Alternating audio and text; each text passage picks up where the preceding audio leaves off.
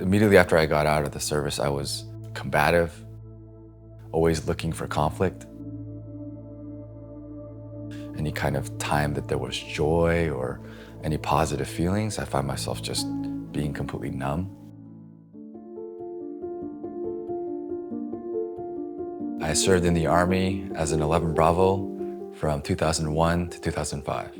11 Bravo is an infantryman. They're the grunts of the Army. My specific was a light infantry airborne unit, which meant that we specialized in jumping out of airplanes. Deciding to join the actual Ranger Battalion was partly due to my brother. He was already serving for 2 years and he kind of guided me.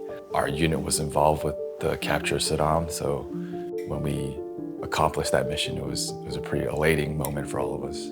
Coming back from the military, there wasn't a roadmap to how to transition back into civilian life. Learning how your behavior is not necessary in a normal society. For almost 10 years, I didn't realize that I didn't need to do that. That self-discovery was pretty huge.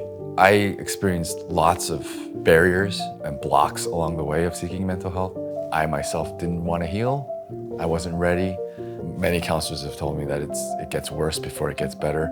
You're not going to be able to heal from a particular issue unless you address it. The person that encouraged me to get mental health treatment was my brother. He kind of said, hey, why don't you go to the vet center and they'll help you get the VA process started. My first experience of treatment was sitting down with my counselor and him educating me with what PTSD was. It wasn't him convincing me. It was me just kind of realizing, oh, that's what PTSD is. I just felt like I was a kind of angry and grumpy guy, but it was a cause of PTSD. The tools I learned in group and individual therapy, a lot of it's grounding techniques. My body and my emotions are heightened in a certain point and I feel I don't understand why that is. But then you identify the triggers, you identify why this is happening, and then you can kind of train yourself to ground yourself back to a normal state. My mental health treatment, I think, really has positively affected my relationship with my wife and my daughter. Having them involved with the healing process is huge. My brother specifically helping me with my mental health journey, I feel both of us are now at a point where we're open enough to kind of discuss with each other and support each other. The main thing that inspired us to start our own taekwondo studio was my brother and I just discussed our dream to kind of create something for ourselves, and then we made that happen. You hear people say, oh, I did karate or taekwondo for a couple of years.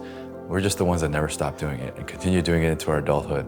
Being active for me, it's an outlet, and it's a healthy outlet. In my past, I think I found outlets that weren't as healthy to kind of release all that anxiety, all the stress that I have. Every day I get to be in front of kids and help them in their journey to become better taekwondo athletes, better people, build their moral character.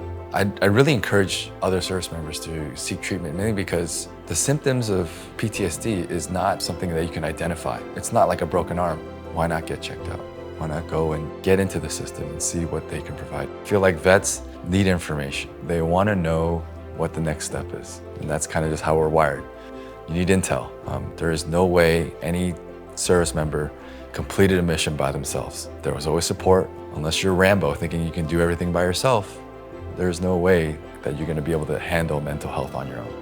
It's not a negative thing to try to seek treatment to better yourself, to make yourself a better person. Go in. Someone's going to be there helping you out.